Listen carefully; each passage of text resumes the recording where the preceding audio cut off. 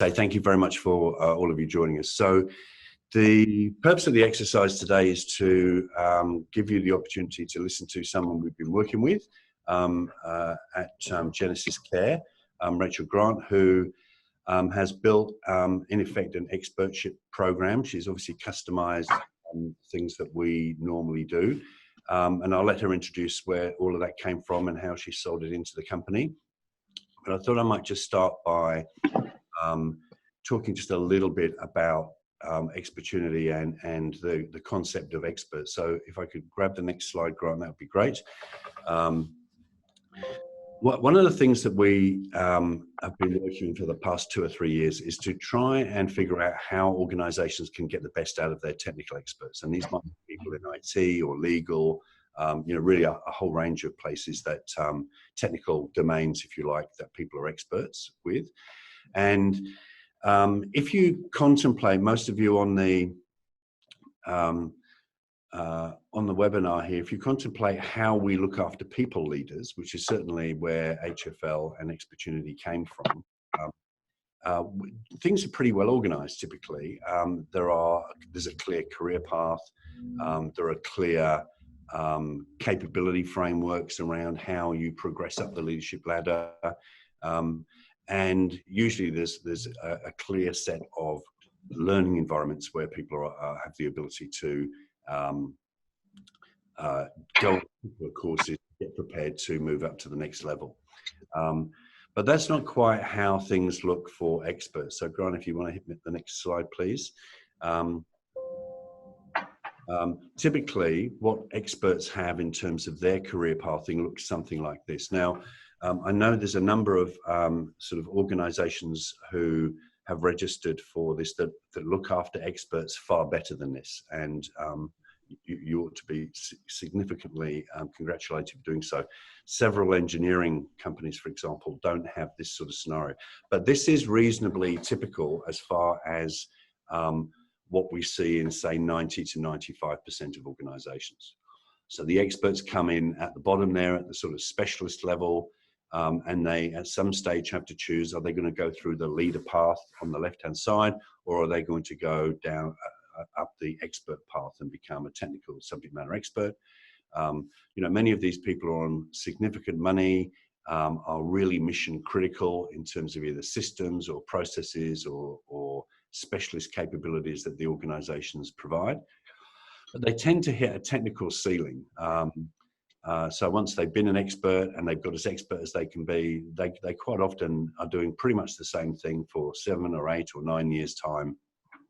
And they get stuck, under this technical ceiling. And then from an organizational development perspective, we have 2 problems. One, there's the possibility of the flight risk. Most experts do stay a long time in the same organization, but they have that ability to burn out, get bored, and they're therefore a flight risk. And many of the heads of technical departments that I talk to, whether it's CFOs or CIOs, they're less worried about their people or their team leaders leading than they are their technical experts, because they know their technical experts are extremely difficult and expensive to replace. So there's a flight risk that most organizations are trying to avoid with their technical specialists. The other risk is a transition risk. So this is a scenario that probably most of us on the call have seen, where people think, well, in order to progress my career, what I actually have to do now is to move over into the leader path. And they move over not having had any of the nurture that typically people on the leader path have done. They're moving over, maybe not being best suited to lead teams.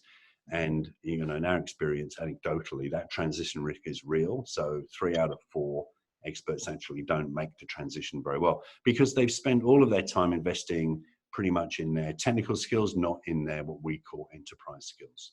So part and parcel of what we've been working on, thanks Grant for the next slide, is to sort of develop a trident approach, if you like. I'm sure trident's not quite the right word. We'll think of a better name at some stage, or someone can suggest it on this call.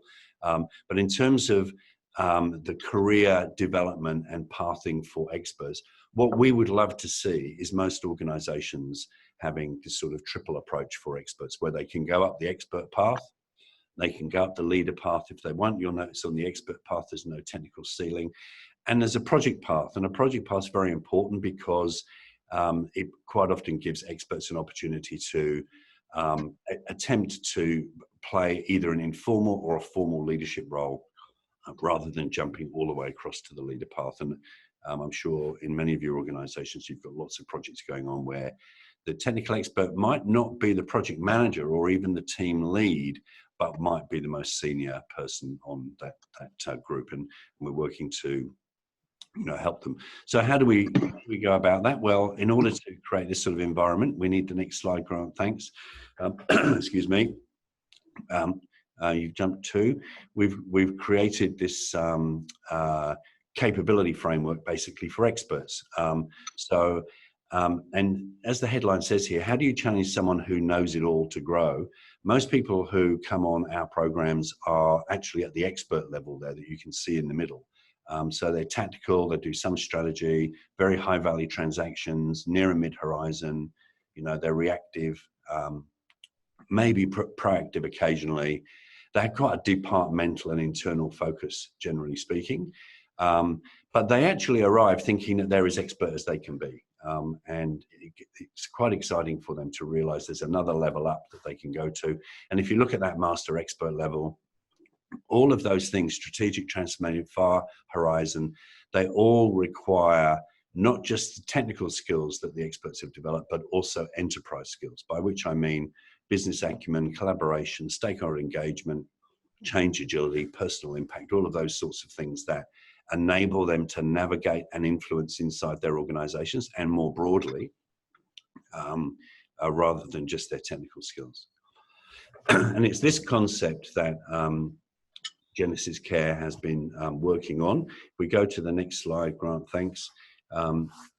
This is the capability framework, and you'll see that there are 3 domains. There's a technical domain, expert knowledge, knowledge transfer, solutioning.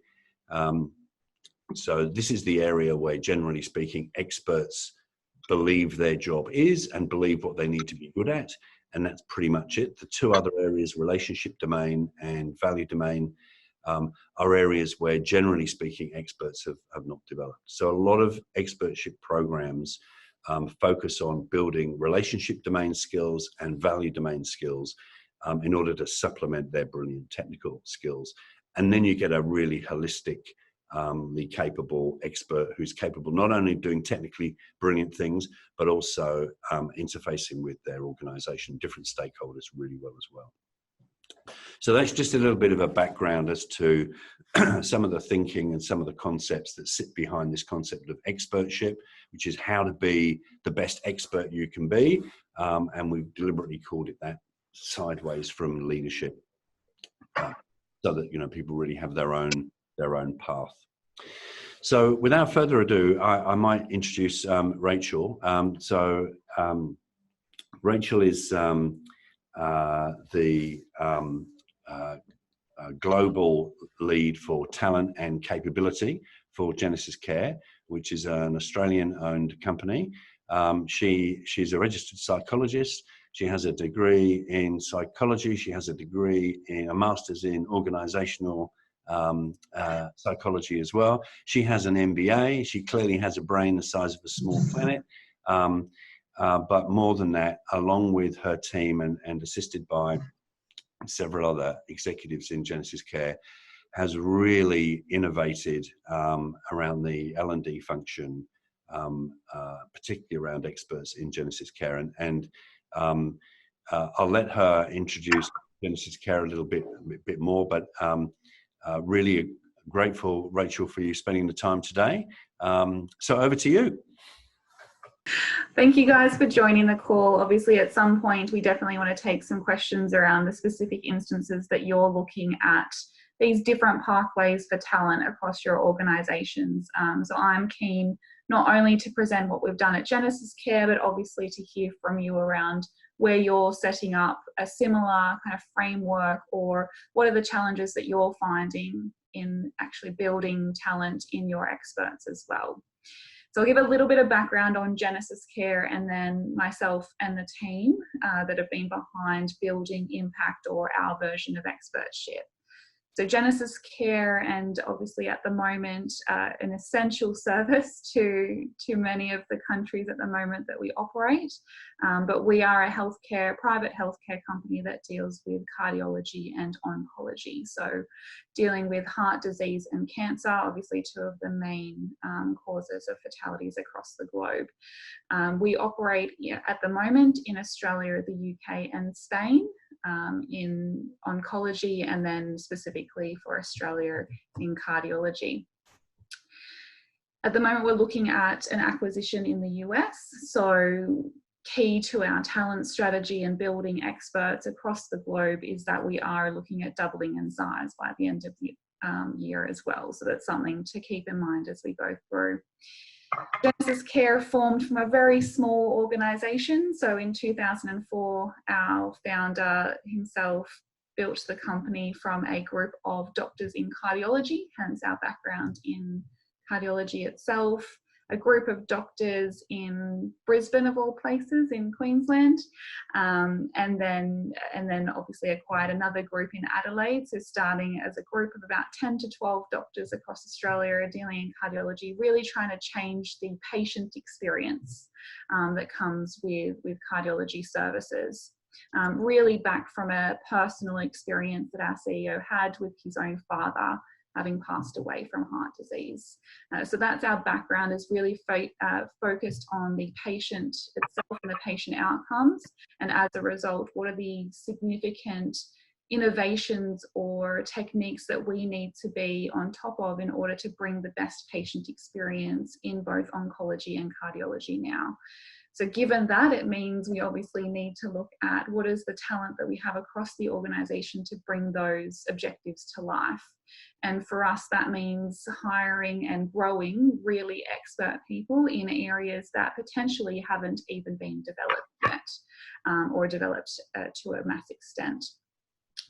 So as we kind of came into the organisation, traditionally, as you'll all probably have experienced at some point in your careers, the GenesisCare traditionally had a very focused L&D function, so learning and development. It was established about 2 years ago that we needed to think a little bit more holistically around that function in our organisation and bring together some global expertise around talent. So what formed from there was an organisational development function, and I joined the organisation at that time in building that team. So we've been running now for about 2 years in terms of building strategy around talent and culture, and really looking at how we develop our organisation holistically. As traditional as we looked at that was looking at our leaders and how we develop leaders. So sitting alongside this program is what you'll find is a typical people development program, obviously unique in some aspects given our organisation. As we built our development of leaders, it became very known to us that we needed to have a look at how we actually develop those that aren't in people leadership positions.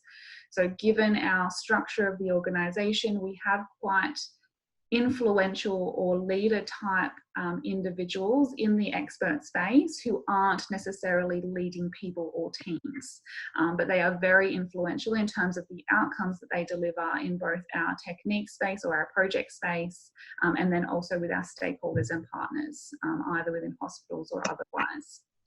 So as we had a look at those areas for development, it became known to us that we needed something that was unique in terms of what it presents to an expert group in developing them, but also what it presents to their leaders or their managers as they develop as well. So how does it provide an insight to the individual itself as well as the organisation? So today I'm going to go through a few different things. It's just a quick intro to who we are and what we do, but I really wanted to focus on 3 areas. So one of them is why would we take, I guess, a look at our expert group in terms of developing them specifically. So why would we do it? How did we do it? So what were the steps that we took to bring this program into the organisation, but then practically speaking, how is the program designed as well? So giving you some insight into some of the deliberate choices we've made in the design of the program and why they're specifically important. And the last bit, which is always great to say at the kind of outset of trying a program or piloting a program, but I'll share some of the learnings. So as much as I'm here kind of discussing what impact program is and how beneficial it's been to the organisation, there's obviously some learnings we've had throughout the time that looking back on, we now think we're fantastic that the program's in play, but obviously along the way we've learnt some things as well.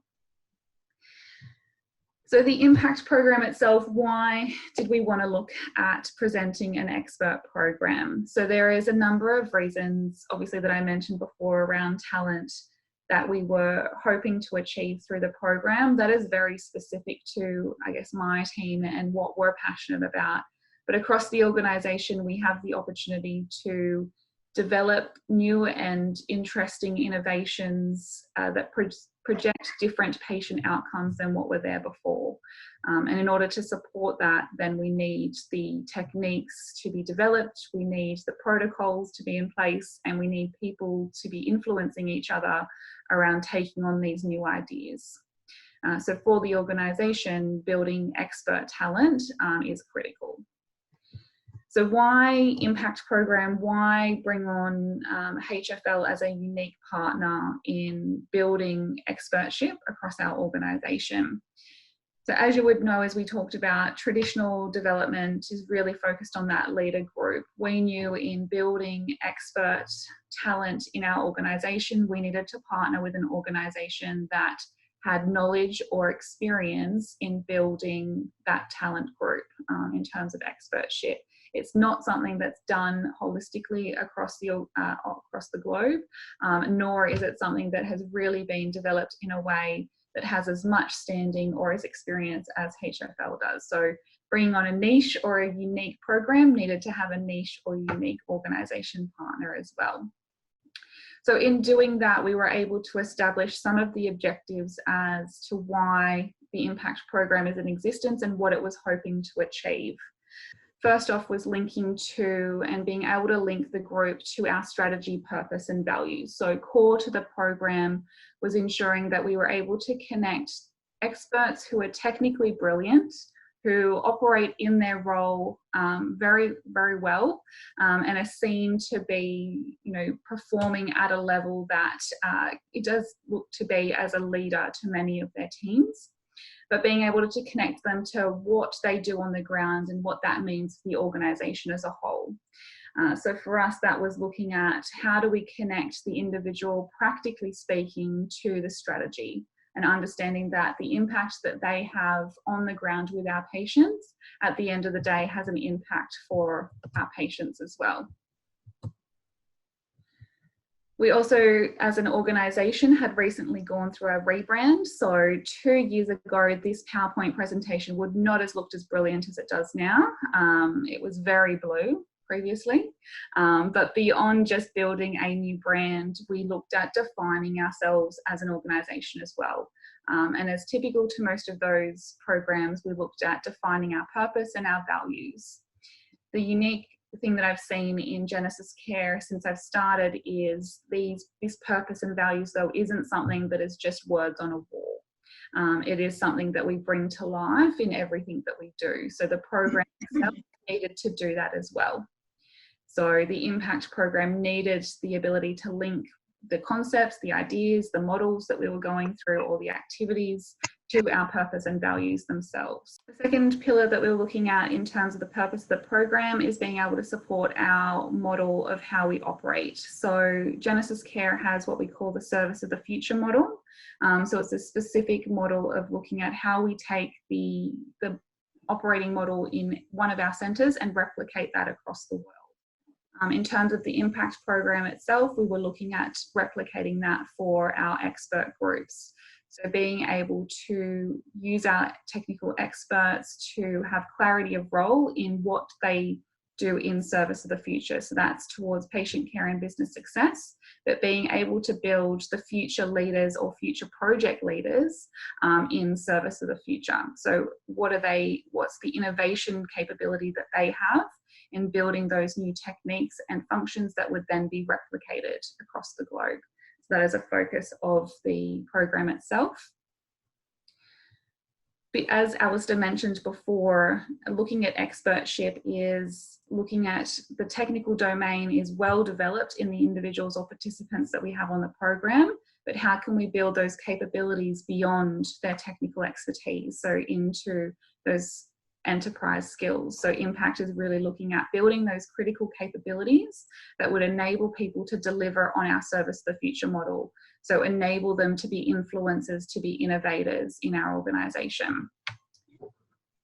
And then, as we do with Service the Future and being able to replicate our technical models across the globe, we also want to be able to replicate impact across the globe as well. So we have piloted the program in the UK and soon to be doing so in Spain as well.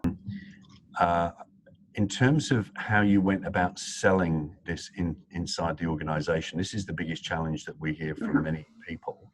You know, what was the critical messaging that you did in that area? Perfect, great question.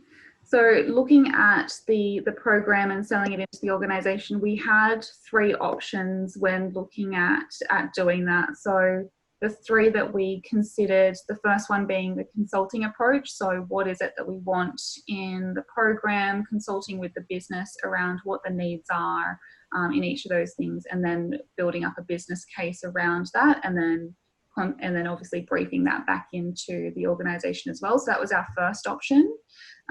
We did do some work in that area as a function to begin with. So building the organisational development function, we did consult with the business across the needs holistically, and that brought together, I guess, our strategy for talent development overall.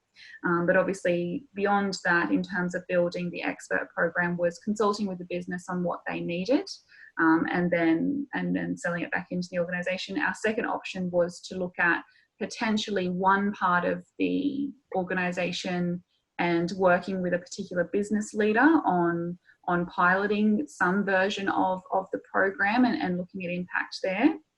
And our third option was to run at it. So to look at building the program, designing the program how we wanted it, piloting it, and then reporting back outcomes. So not to give the punchline first, but we went with option 3. So as an organisation, as a team, it was obviously a risk in running at a program, designing it how we thought it would need to be designed, and then producing outcomes as a result. So for us, it was a little bit of ask for permission later, or ask for forgiveness later.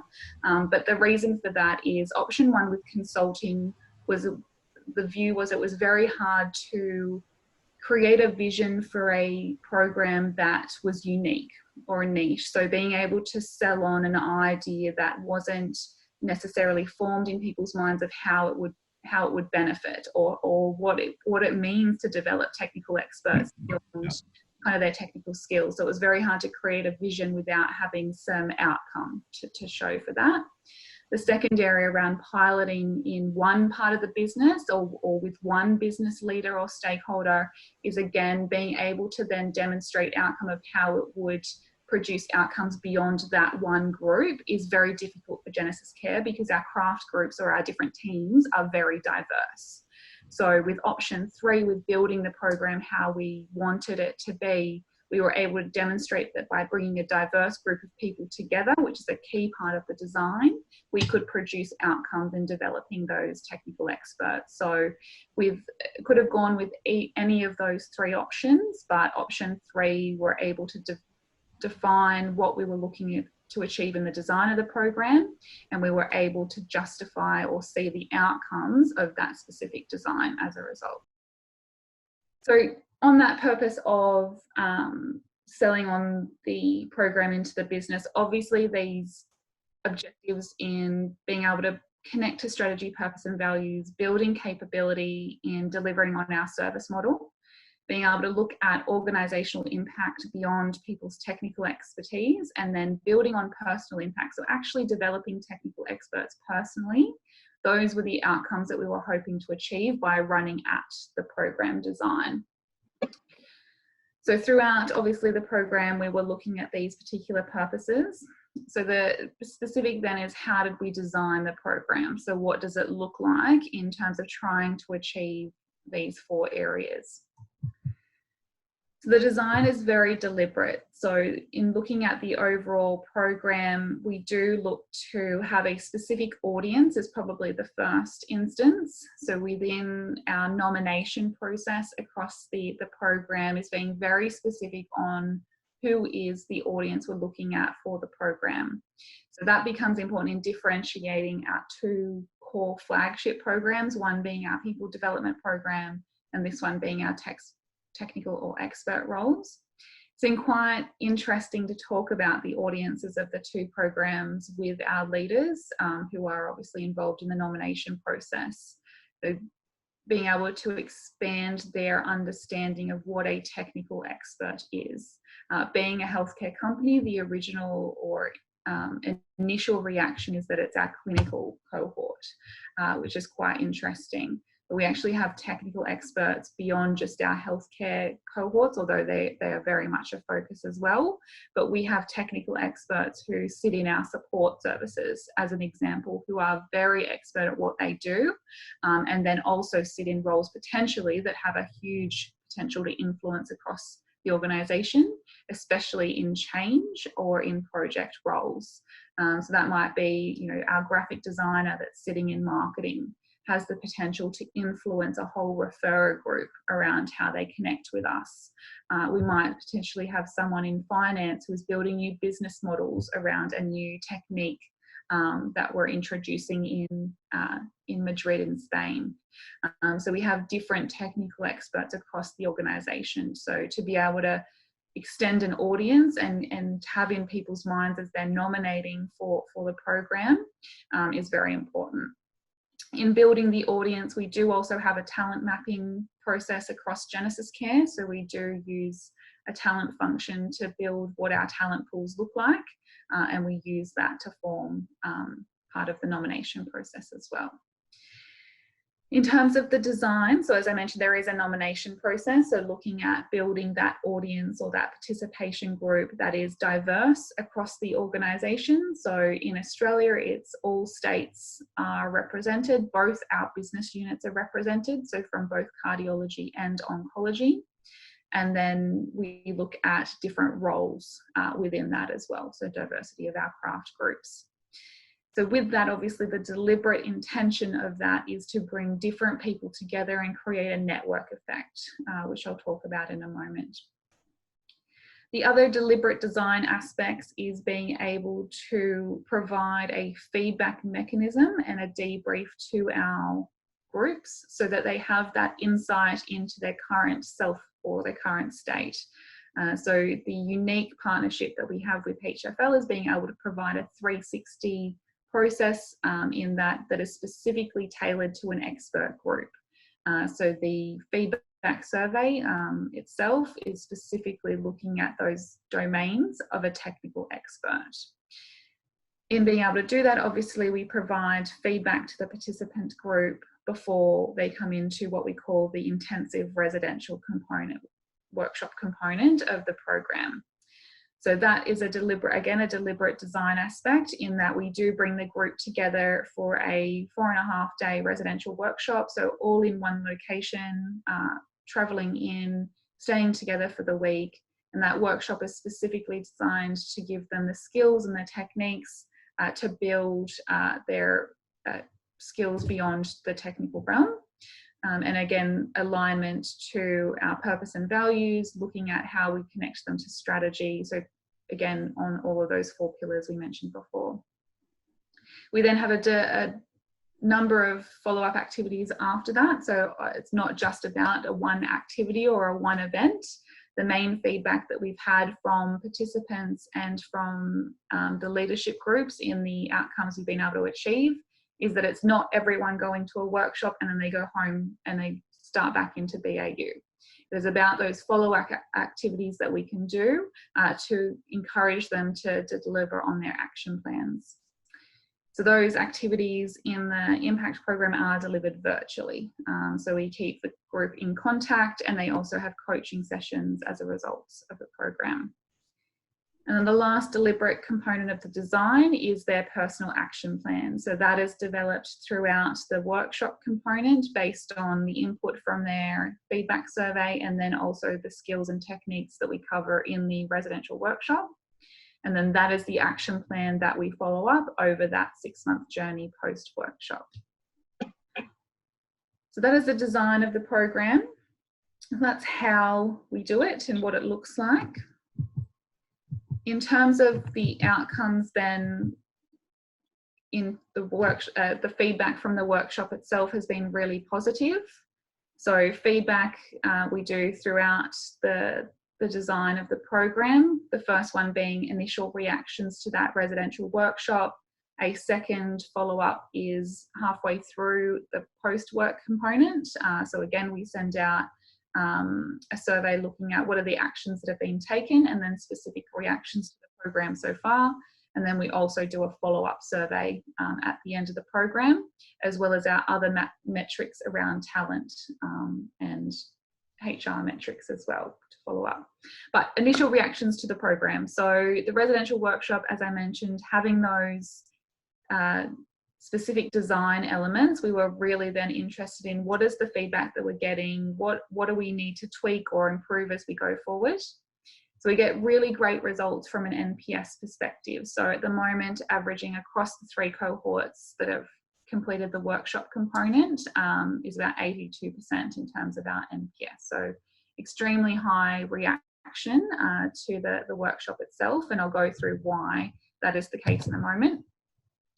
There's some key aspects to the actual facilitation or design of the program in terms of the concepts that we cover.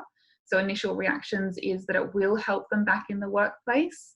So for any of us designing programs, it's obviously one of the key things we want to make sure is that the program is real.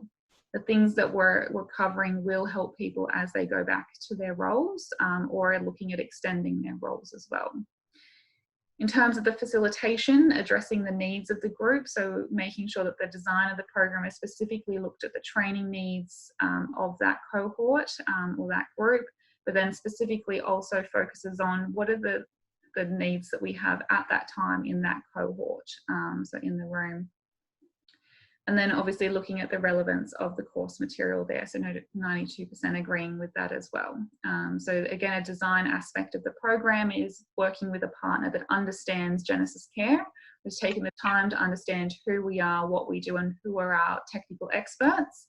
What is the diversity amongst that group that then enables the program to really address the needs the group has and to be relevant to the groups as well. So why the good reactions to the workshop program? And then obviously the feedback that we're getting holistically from the program is also positive in terms of the follow-up and the end of program. But for the workshop itself, it comes down to design. So some of that is the who's in the room, so that diversity aspect, and really getting that network effect across the group. So some of the anecdotal feedback we get from the participant group is that I've never been able to connect with someone in cardiology if I've been in oncology, and I might have worked here for 10 years as an example, or I never knew what that graphic designer did in marketing. So being able to create those connections across the organization is great for them building their own personal networks and really understanding what we do as an organization, but then also creates a network that goes beyond that workshop. So we still have participants that are in contact with each other, who have now worked on really business critical projects together and have been able to achieve outcomes as a result. So that network effect goes beyond just getting to know one another, although that's been great as well. A second aspect to the residential workshop that's made it really successful is in the actual facilitation component. So shock horror to the rest of us on the call today is that we do not use PowerPoint at all during that week program. It is all done, all of the information and the concepts that we cover are done in the room. So we are the entire time working together. So based on discussions and activities and working with what's in the room. So the design that we and again in partnering with HFL, is that the answer is in the room. So we work together as a group in the design to formulate concepts, ideas, and then generate understanding of those different domains that we cover in the expertship model. So it's very practical in the way that we go about the program itself in terms of activity, design, discussion. And then the third aspect to the program that has made it successful in terms of the workshop is the last day. So on the last day of the program, we have a presentation panel where all participants present back on the design of their action plans. So what we have in the room then is our participant group and also a leadership panel. So leaders from across the organisation for impact itself. We look at having leaders on that panel who are technical experts themselves that have developed their enterprise skills. So they're at a point where this group wants to be as they develop. The interesting feedback we've had from participants around that presentation is obviously before it a little bit of nervousness, but after it is that it's enabled them to be clear in the actions that they're going to take as a result of being on the impact program, and then where they see the impact they can have organisationally as a result. From the leadership panel, we've had great feedback on being a participant on the panel as well, in being able to see the depth of understanding and growth that the impact participants have had from their feedback, 360 feedback, and from the workshop. And then they've also been able to contribute, obviously, to the action plan development of the participant group as well. So looking at the being able to give feedback on the action plans, and then also some experience in terms of stories and anecdotes themselves that help to build those action plans for participants. So the three design aspects for the workshop that have been really interesting is the network effect, being able to be technology free throughout the week, in terms of building knowledge and understanding as a group and using the room to come up with the solutions. And then the third aspect being that leadership panel presentations on the last day to create accountability on our action plans. Wonderful. So lastly but not least is obviously our learnings throughout the program itself. So it's great to be presenting here on how wonderful our impact program is and the outcomes that we've been able to achieve. But there obviously have been some learnings that we've had throughout the way. So the highlights, as I mentioned, one of the ones is design of the program, our facilitation style, and then being able to make sure that it's real and actionable as a result. The areas or learnings that we've had in building a program for technical experts, one of them is participants understanding why they're in the program and what the program is about. So one of the greatest learnings we've had is that this could be quite new for people that are in a technical role and then looking at a development program that isn't based on technical expertise. So it isn't building their knowledge of how to use that new treatment technique or that new machine. So for a lot of participants, we've had feedback that this is all very new to me. I might be 20 years into my career, but I've never developed in this way before. So us understanding that the participant understanding the program might be low when they first come into the program. So in order to help with that, we've upped the amount of time that we spend at the beginning of the program itself in briefing the participant group and getting them understanding what the program is about and why they're involved. And we also obviously use their direct manager to have pre-workshop conversations or pre-program conversations with them as well. The second area that we looked at was workshop pace and length. So the original pilot program that we ran with the program was a day shorter, for example, in the workshop, and was a little bit fast in terms of its pace. So again, with the knowledge that this group is a technical group, is very introspective in terms of the way that they take in information, we've lengthened the time that we have in the workshop itself, and then in some of our post-program activities as well. So adding in an additional coaching session as an example, to allow more time for the group to reflect on their development and then where they are as a result in terms of actioning on their plans. And the third area for improvement that we've learned in the program is involving the manager. So involving the direct manager. So in our leadership programs, obviously we have that as well, but it's a bit more of a light touch in the fact that we're developing leaders. So we're developing people that have already stepped into a leadership role, have some skill in the area of leadership, and their direct manager is there as a little bit more of a reflection kind of moment, whereas in this program we really need the managers to be completely across the program and to be completely involved in building the action plans with our participants and completely on board with those opportunities to practice the skills as well. So in a sense, we almost complete a little bit of a development program for the direct managers as well as the participants themselves. There's kind of our areas that we've looked at improving across the program. So in closing, I guess the three aspects in why we have taken on the program itself is really to build the technical expertise of our organisation. We have a huge opportunity as an organisation to be at the forefront of developing new treatments and techniques for our patients that have not been there before. And that means envisioning a future that's currently not in existence, which means we need the ability of our technical experts to influence and innovate as a result. How obviously we've done the program is that we did take the leap of faith and run at the program and then demonstrate outcome as a result, both in those reflections on the program, but then in our talent data as well, in being able to have impact participants now really involved in projects and leading the way in many fields, and they have been on our program. And then obviously our learnings are, as a result, is that we're learning as we go. They are a different niche group that we're developing, but really great thing is that they're really great at providing insights and feedback as a result. Wonderful. I think that's me.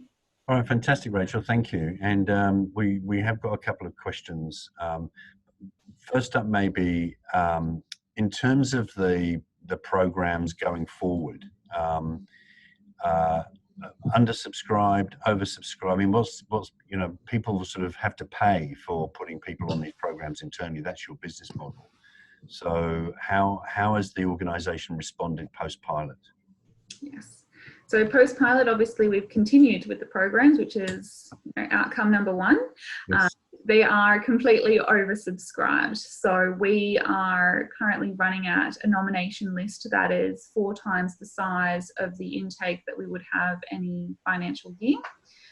So with that, the reason for that is the program itself, as I mentioned, has not only produced reactions or feedback for the program, but then has also created talent outcomes as well. So with those offers beyond their role. So we've got many people that are currently sitting on projects. So that creates what I would call ambassadors for the impact program itself. So definitely oversubscribed in the way we do.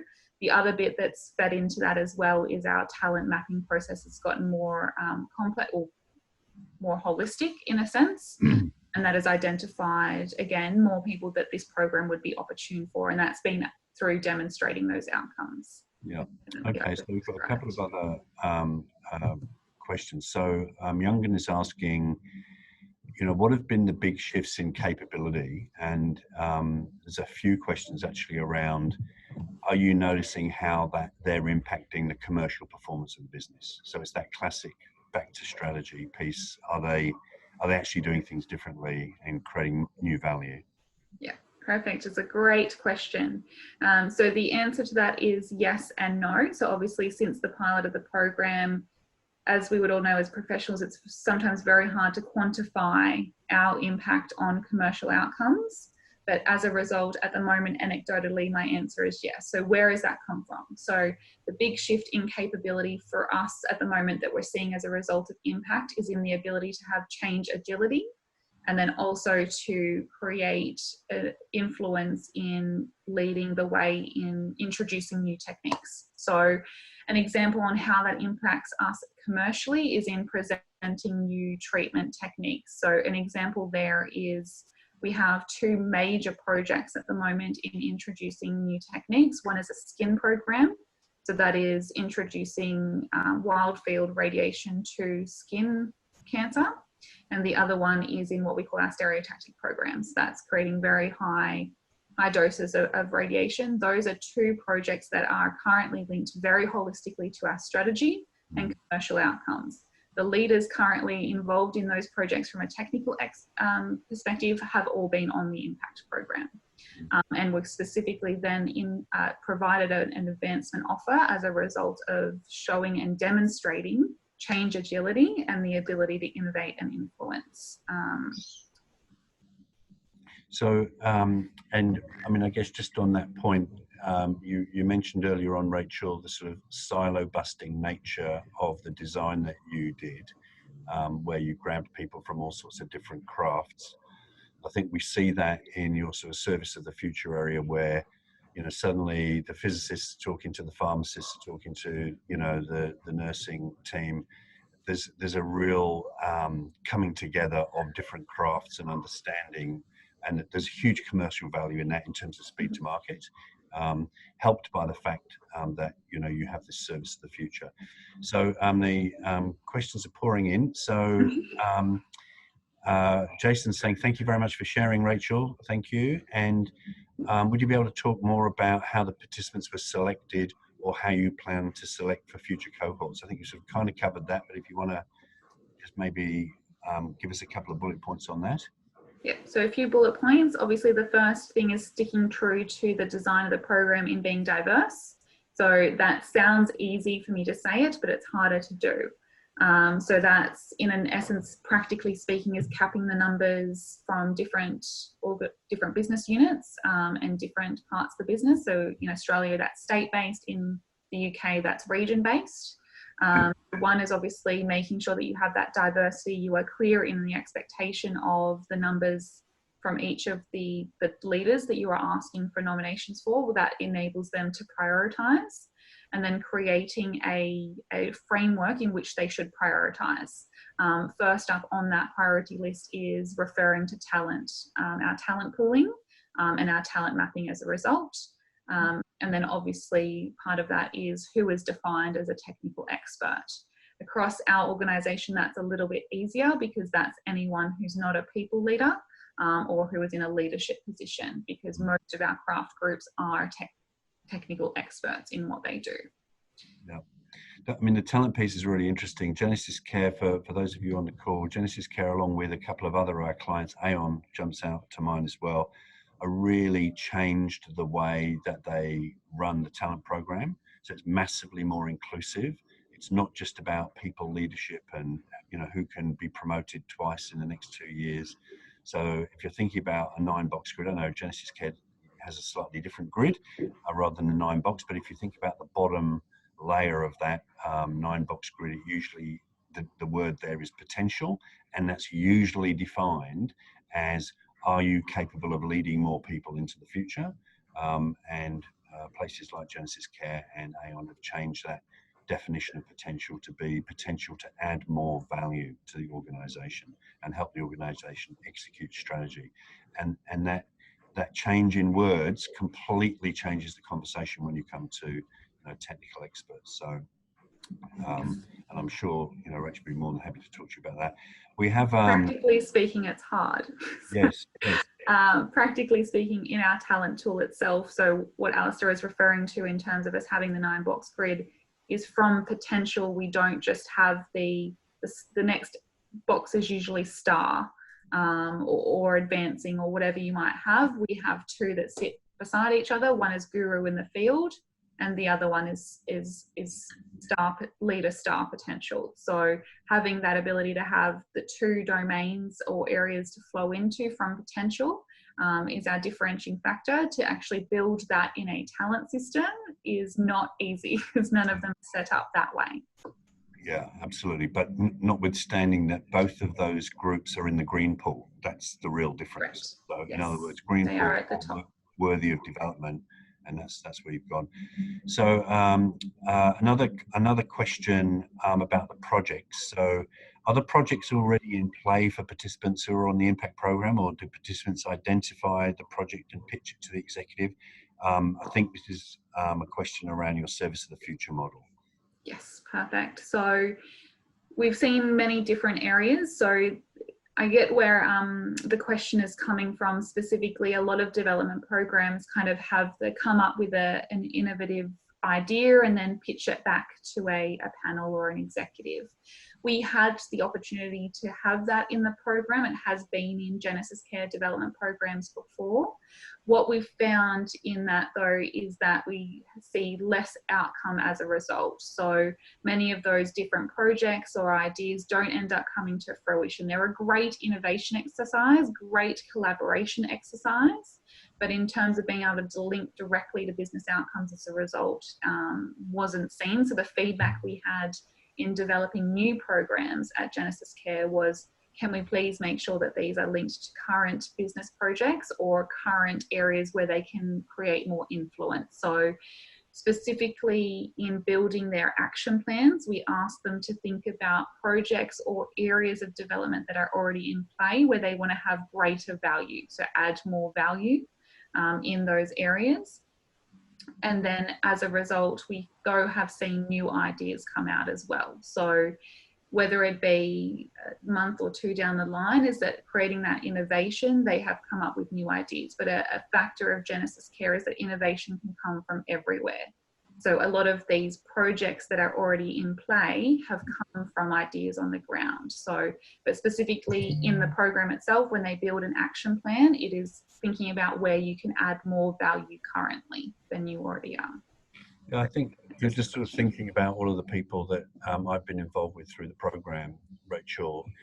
You know, very often people have stood aside from those service of the future things. They've just got on with their own technical role. They haven't really had the confidence to step forward and join one of these service of the futures and make a difference. And we're seeing a much higher proportion of people getting involved in those projects. And some of the more experienced people, you know, as you say, taking both an informal and a formal leadership role in those projects. So GenesisCare is structured in such a way that if somebody in a particular clinic somewhere comes up with a new innovation that's a different either way to treat a patient or an efficiency, literally the business can cut and paste that across, you know, what is likely now to be 4 or 5 jurisdictions around the world. So that's very powerful. You can be anywhere in Australia, and even in a more remote area in Australia, and do something that has global impact. And that's hugely motivating for the workforce, I think. You know, they feel really involved right the way across. So Claire is asking, who is one of our coaches, so this is a question, of course. Could you say more about the coaching component, please, Rachel? Thanks, Claire. Great question, Claire. So yes, the coaching component of the program. So we have the coaches that are specifically matched to the individuals based on their either location or their background as well, probably more importantly their background, in building the development of different experts, because given that we have a diverse group, it's great to match someone that's in marketing, for example, with someone with a marketing background. So that's just matching coach to coach. The coaches are then involved in debriefing the participants on their 360 feedback. So providing that insight to their feedback itself and creating those realizations for the individuals personally. And then we have, after the workshop component, we have 2 follow-up coaching sessions with each coach as well. Again, working on those action plans and specifically any work that needs to be done or anything that needs to be actioned. Yep. So we'll just sort of move into wrapping up because it's 8:45. I would ask people if they could, just on chat, just give us a sense of why you attended, and also, you know, if you have any other questions that you'd like Rachel to answer later on after we've finished. So please give us some feedback through chat as to why you attended, and did you find out what you wanted to find out. Just on the coaching piece, I would say that for many of the people on an impact program or an expertship program, they are seeking to change some significant muscle memory things. So, for example, they're generally dismissive of other people's stakeholder needs, for example. I think a couple of people asked about what the capability jumps were. I think we see their ability to interface with other people inside the organization hugely rise. They stop talking at people and start asking them questions. I mean, these might be for most of us on the call. You know, of course, we ask questions rather than talking at people, but this is quite a new idea as far as a lot of technical experts are concerned, because they get rolled in to literally give their advice about something. So the whole idea of the fact that somebody else might have an agenda that's worth considering, we definitely see them thinking about the way they're being experienced as an expert, and maybe toning down some of their assertiveness and you know, I'm the expert, you should listen to me type behaviors. So, you know, quite a few experts that we all know and meet across the system are, you know, a bit like sea urchins. They're a bit prickly on the outside, but they're golden on the inside. And it's just a question of sort of getting them to just calm down and interface with people. So a lot of interpersonal skill development, a lot of coaching skill development. And the other big piece is the commercial acumen piece, like understanding how value is created in their organization and how they could potentially be part of the innovating piece as Rachel's described. So quite significant behavioral changes, but that coaching element is really needed because they hit speed bumps and you know, they need to be patted and told to get back on the bike and keep going, and they'll get there in the end. Okay, so thank you very much indeed for everybody joining. I really, really appreciate it. I know it's very difficult times, making the time right now. I know Rachael in particular spent the entire weekend working on a wellbeing strategy for GenesisCare. So thank you for nevertheless chuffing up this morning. Please don't be strangers. If you want to connect with Rachael or myself, you'll find us on LinkedIn. Please feel free to ask any questions. And Rachael, thank you very much indeed for coming on. Thank you, team. It was great to present on this program again, and I can see in the chat some of the reasons as to why you're interested in the talk. So definitely keen to hear the feedback and what you're trying to achieve in your organisation as well. So again, we're very happy for you guys to reach out if you have any more questions or you want to see more in the design of the program. I'm really happy to cover anything that we didn't today. Yeah, I should probably say that we've had to delay the next impact program because there's some virus going on or something. I'm not quite sure what. And like pretty much every other learning and development supplier, we are turning everything into virtual. So certainly we're going to be doing an expertship program that's available as a small group coaching thing. The 4.5-day workshop is not everybody's cup of tea and is very difficult to sell initially in any organization, as it was in GenesisCare as well.